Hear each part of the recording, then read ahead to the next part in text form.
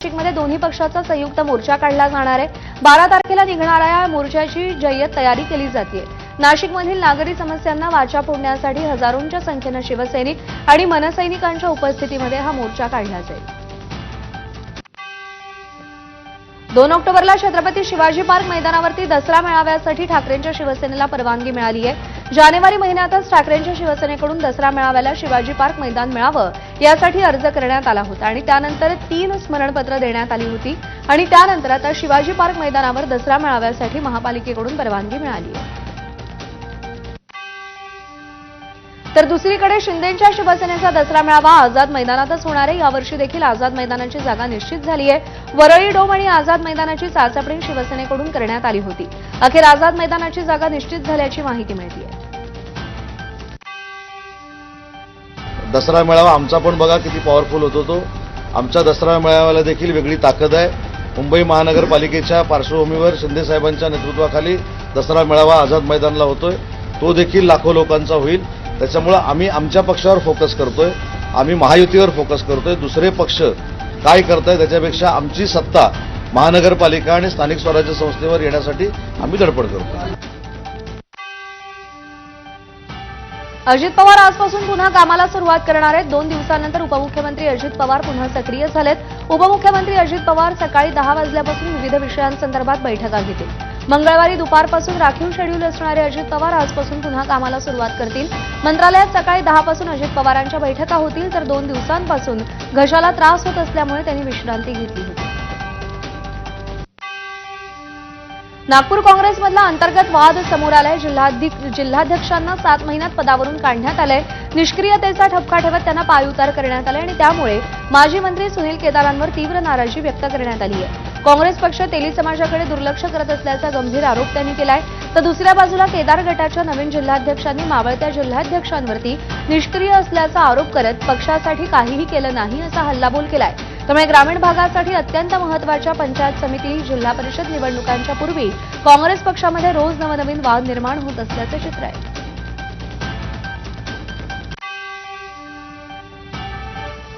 केदार साहेबांनी सर्व सावनेर मतदारसंघच पाहून घ्यावा ना। सावनेर मतदारसंघामध्ये 4 नगर परिषदा आहेत आणि 10 जिल्हा परिषद सदस्य आहेत। 10 सीट्स आहेत 10 जिल्हा परिषदेच्या। तिथल्या 10 पैकी 50% रिझल्ट आणून दाखवून द्यावा केदार साहेबांनी, तर आम्ही आमच्या मागण्या बंद करून टाकून आणि साधे कार्यकर्ते म्हणून प्रामाणिकपणे पक्षात काम करू।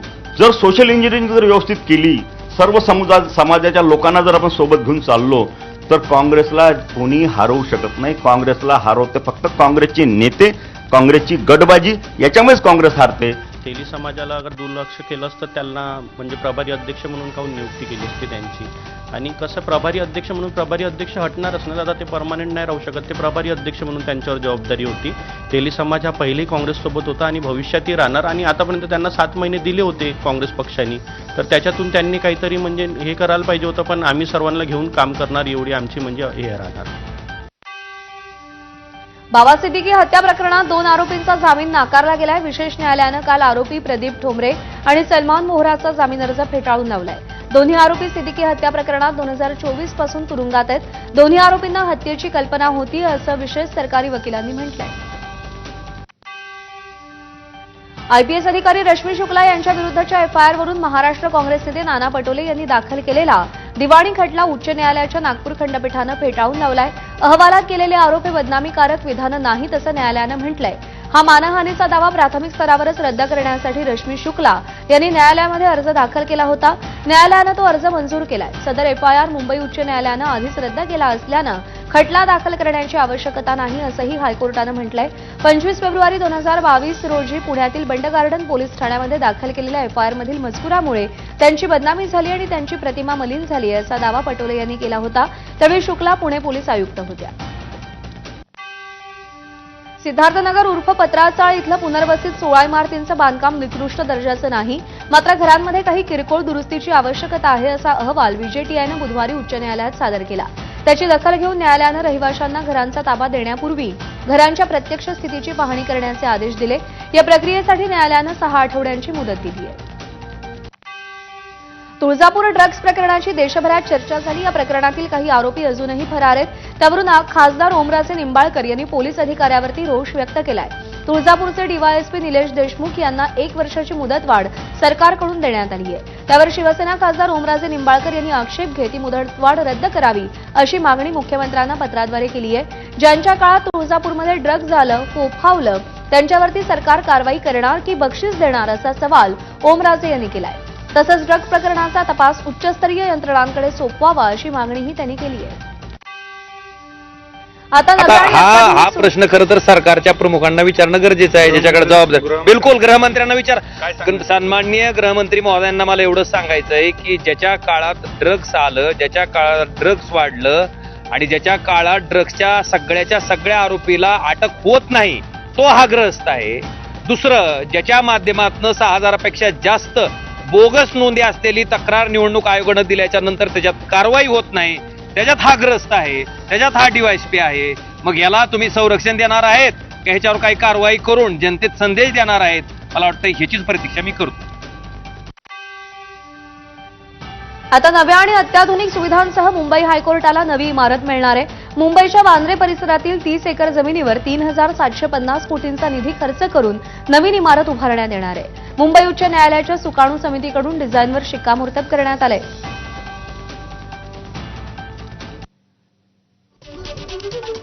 तर कसं असेल नवं हायकोर्ट आपण पाहतो. इमारतीच्या बांधकामासाठी 3,750 कोटींचा खर्च अपेक्षित आहे. इमारतीच्या बांधकामात जुन्या आणि नव्या शैलींचा मिलाफ असेल. एकूण 75 कोर्टरूम असतील. एकाच वेळी अनेक प्रकरणांवर सुनावणी शक्य होणार आहे. प्रत्येक 2 न्यायमूर्तींसाठी 1 लिफ्ट असेल. 26 एकरांवर न्यायालय असेल. 4 एकरांवर न्यायमूर्तींची निवासस्थानं असतील. प्रत्येक कोर्टरूममध्ये स्वतंत्र प्रतीक्षालय असेल. इमारतीत खेळती हवा आणि नैसर्गिक प्रकाश ठेवण्यावर भर असेल.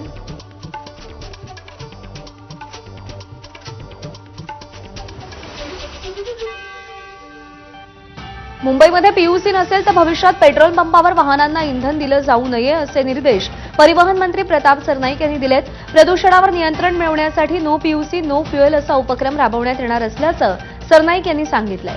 मुंबईसह राज्यातील वायू प्रदूषणाचं प्रमाण धोकादायक स्थितीत आहे. त्यामुळे भावी पिढीला प्रदूषणमुक्त पर्यावरण देण्यासाठी सध्याच्या पिढीनं स्वतःवर निर्बंध घालून घेणं गरजेचं असल्याचं त्यांनी म्हटलंय.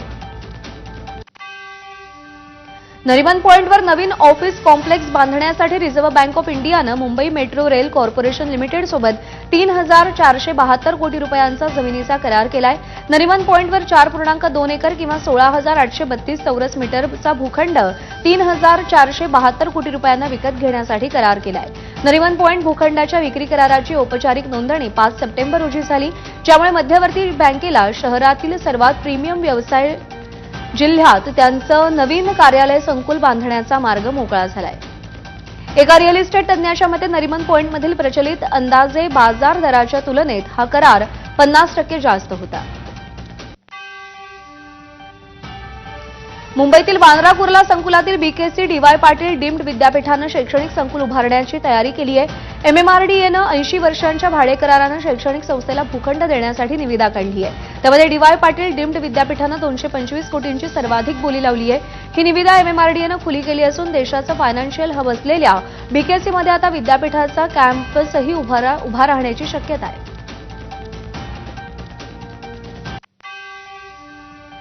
रत्नागिरी शहरालगतच्या मिरजोळे येथील भक्ती मयेकर हिची हत्या केल्यानंतर दुर्वास पाटील यानं तिचा मृतदेह आंबाघाट इथं फेकून दिला होता. त्यापूर्वी दुर्वास आणि त्याच्या 2 साथीदारांनी भक्तीच्या अंगावरचे दागिने काढून घेतले. कोणताही पुरावा मागे राहू नये यासाठी दुर्वासनं खंडाळ्यातील एका उकिरड्यावर हे दागिने फेकून दिल्याची माहिती आता पोलीस तपासात समोर आली आहे. दागिने फेकल्याची कबुली त्यानं पोलिसांना दिली. दुर्वासनं फेकलेले दागिने हस्तगत करण्यात आले. आदिवासी आश्रमशाळेतील विद्यार्थ्यांकडून शाळेच्या अधीक्षकांच्या घरचं काम करून घेतलं जात असल्याचा धक्कादायक प्रकार समोर आलाय.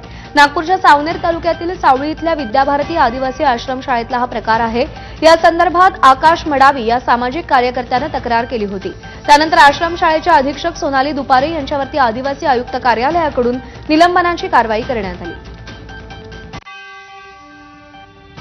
आपल्या आदिवासी मुली तिथे शिक्षण घ्यायला गेले आहे आणि या महिला अधीक्षका त्यांना तिथे भांडे धुवायला सांगत आहे आणि कपडे धुवायला सांगत आहे. तर हा व्हिडिओ आमच्याकडे आल्यानंतर लगेच मी अप्पर आयुक्त आयुष सिंग यांना पाठवला. महिला अधीक्षकाला निलंबन करावे आणि तिच्यावर गुन्हे दाखल करावे अशी मागणी केली. त्या महिला अधीक्षकाचे निलंबन केले आणि ऑर्डर काढला. तर मी अप्पर आयुक्त आयुष सिंग मॅडम यांचे मनापासून आभार व्यक्त करतो. श्रावण ते गणेशोत्सवामधील भाजीपाल्याची स्वस्ताई पितृपंधरवड्यानं संपुष्टात आणली आहे. बाजारभाव वाढण्यास सुरुवात झाली असून किरकोळ बाजारामध्ये वाटाणा 160 ते 200 रुपये किलो दरानं तर गवारही 120 ते 160 रुपये किलो दरानं विकली जात असून 2 आठवडे बाजारभाव तेजीत राहण्याची शक्यता व्यापाऱ्यांनी व्यक्त केली आहे. महाराष्ट्र लोकसेवा आयोगाच्या राज्यसेवा मुख्य परीक्षा 2024चा निकाल मंगळवारी जाहीर झाला. त्यात राज्यातील 1516 विद्यार्थी मुलाखतीसाठी पात्र ठरले. यावर्षीच्या परीक्षेत पहिल्यांदाच प्रत्येक प्रवर्गाचा कट ऑफ वाढलाय. यावर्षी खुल्या गटाचा कट ऑफ 507 पासून आरक्षित प्रवर्गांच्या पात्रता गुणातही वाढ करण्यात आली आहे. घरगुती वादातून अकोल्यात सासरच्या लोकांनी जावयाची निर्घृण हत्या केली आहे. अकोला जिल्ह्यातील पातूर तालुक्यातील अंबाशी गावात ही घटना घडली आहे. नागेश गोपनारायण असं हत्या करण्यात आलेल्या व्यक्तीचं नाव आहे. नागेश पत्नीच्या माहेरी अंबाशी इथे आला होता. या ठिकाणी नागेश आणि त्याच्या सासरच्या लोकांमध्ये घरगुती वाद झाला. वादाचं रूपांतर हाणामारीत झालं आणि लगेच सासरच्या काही नातेवाईकांनी काठ्या, चाकू आणि कुऱ्हाडीनं वार करून जावयाची हत्या केली. या प्रकरणात चानी पोलिसांनी हत्येचा गुन्हा दाखल करून तिघांना अटक केली आहे. सिद्धार्थ शांताराम चोटमल, रेखा शांताराम चोटमल आणि नंदा दिलीप डोंगरे या तिघांना पोलिसांनी अटक केली आहे. अकोल्यातील बाळापूर तालुक्यातल्या निंबी गावातील रस्त्याची अक्षरशः दुरावस्था झाली आहे. इथले बहुतांश विद्यार्थी दररोज शेकाव इथे शिक्षणासाठी ये जा करतात. या विद्यार्थ्यांसह ग्रामस्थांना निंबी गावापासून ते निंबा फाट्यापर्यंत 5 ते 6 किलोमीटर खराब रस्त्यावरून प्रवास करावा लागतोय. या रस्त्यावर खड्डेच खड्डे असल्यानं अनेकदा अपघात घडलेत. या रस्त्यानं रेतीचे ओव्हरलोड टिप्पर चालत असल्यानं रस्ता पूर्णतः खड्डेमय झालाय. त्यामुळे संबंधित विभागानं याकडे लक्ष देण्याची मागणी ग्रामस्थांची आहे. रायगड जिल्ह्यातील पर्यटन वाढीसाठी अत्यंत महत्त्वपूर्ण ठरलेली मांडवा ते गेटवे ही फेरीबोट सेवा अजूनही ठप्प आहे. दरवर्षी ही सेवा 1 सप्टेंबरपासून सुरू होते. मात्र यंदा खराब हवामानामुळे ही फेरीबोट सेवा अजूनही सुरू झालेली नाही. त्यामुळे अलिबागकडे येणाऱ्या पर्यटकांचा हिरमोड झालाय. तर दुसरीकडे ऑन रोड येण्यासाठी पर्यायी मार्ग असलेला वडखळ अलिबाग महामार्ग देखील खड्ड्यात गेल्यानं प्रवाशांसहित स्थानिक नागरिकांना या रस्त्यावरून मोठी कसरत करावी लागते. त्यामुळे लवकरात लवकर ही फेरीबोट सेवा सुरू होण्याची वाट आता पर्यटक आणि अलिबागकर बघतायत. मालवणमधील राजकोट किल्ला अखेर पर्यटकांसाठी खुला करण्यात आलाय. छत्रपती शिवाजी महाराजांच्या पुतळ्याच्या चबुतऱ्याच्या सभोवतालच्या पदपथाच्या दुरुस्तीसाठी किल्ला 2 महिने बंद होता. आता पुन्हा राजकोट किल्ला पर्यटकांसाठी खुला करण्यात आलाय. त्यामुळे 2 महिन्यांच्या प्रतीक्षेनंतर राजकोट किल्ला पर्यटकांसाठी खुला करण्यात आल्यानंतर पर्यटक देखील इथे गर्दी करण्याची शक्यता वर्तवली जाते. मालवणमधील चिवला समुद्र किनाऱ्यावर भरतीपूर्वी मासेमारी करून रापणसह होडी नांगरून ठेवलेली असताना अचानक समुद्राच्या भरतीच्या पाण्यात तुटून 2 भाग झाले. रापणसाठी वापरली जाणारी होडीवर लाटांच्या प्रभावामुळे होडीचे 2 भाग होत नुकसानग्रस्त झाली आहे. ही होडी पूर्णतः दुभंगली गेली असून होडीतील जाळीही समुद्रात वाहून गेली आहे. ऐन मच्छीमार हंगाम सुरू झालेला असताना मच्छीमारांच्या डोळ्यासमोरच होडी नुकसानग्रस्त झाल्यानं रामचंद्र मणसेकर रापण संघाचं सुमारे 8 लाखांचं नुकसान झालं. अकोल्यातल्या शिवापूर शेतशिवारात 10 फूट लांब महाकाय अजगर आढळून आलाय. यामुळे परिसरातील शेतकरी आणि नागरिकांमध्ये भीतीचं वातावरण आहे. शेतकऱ्यांनी अजगर आढळल्याची माहिती ज्येष्ठ सर्पमित्र बाळ काळणे यांना दिली. त्यांनी घटनास्थळ गाठत अत्यंत शिताफीनं अजगराला पकडले आणि त्यानंतर या अजगराला सुखरूपपणे जंगलात सोडण्यात आलंय. 11वी प्रवेशासाठी विशेष अंतिम फेरीचं वेळापत्रक 11 ते 13 सप्टेंबर असं निश्चित करण्यात आलंय. त्यामुळे विद्यार्थ्यांना प्रवेशासाठी मुदतवाढ मिळाली आहे. या कालावधीत विद्यार्थ्यांनी नोंदणी करणं आणि कनिष्ठ महाविद्यालयात जाऊन प्रवेश घेणं अपेक्षित असल्याचं माध्यमिक शिक्षण संचालक महेश पालकर यांनी सांगितलंय. बुधवारपर्यंत 11वी प्रवेशासाठी अंतिम मुदत शिक्षण विभागाकडून देण्यात आली होती. मात्र केंद्रीय ऑनलाईन प्रवेश प्रक्रियेसाठी विशेष फेरीचं वेळापत्रक पुन्हा शिक्षण विभागानं जाहीर केलंय. त्यामुळे 13 तारखेपर्यंत विद्यार्थ्यांना अर्ज करता येणार आहे. मध्य रेल्वेनं एप्रिल ते ऑगस्ट या 8 महिन्यांच्या कालावधीत 17,19,000 विनातिकीट प्रवाशांवर कारवाई केली. या फुकट्या प्रवाशांकडून 100 कोटी 5 लाख रुपयांचा दंड वसूल केला. ऑगस्ट महिन्यामध्ये 2,76,000 विनातिकीट प्रवाशांवर कारवाई केली. गेल्या वर्षी ऑगस्ट महिन्यात 2,34,000 फुकटे प्रवासी पकडले गेले होते. रेल्वे प्रवाशांना झटपट तिकीट काढता यावं यासाठी स्थानकातील खिडक्यांसह ATVM मोबाईल तिकिटाचा पर्याय उपलब्ध आहे. तरीही काही प्रवासी सर्रास विनातिकीट प्रवास करण्याचा प्रयत्न करतात. अशा प्रवाशांवर TCद्वारे कारवाई केली जाते.